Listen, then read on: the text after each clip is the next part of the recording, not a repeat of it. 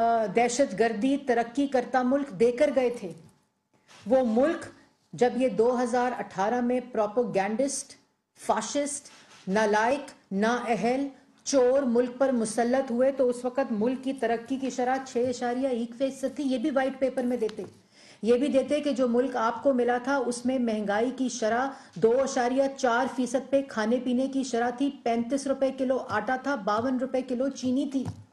ये भी मुल्क को बताते कि 2018 में गैस की किल्लत खत्म, बिजली की किल्लत खत्म और खपत से ज्यादा पैदावार बिजली मुल्क को आपको देकर गए थे।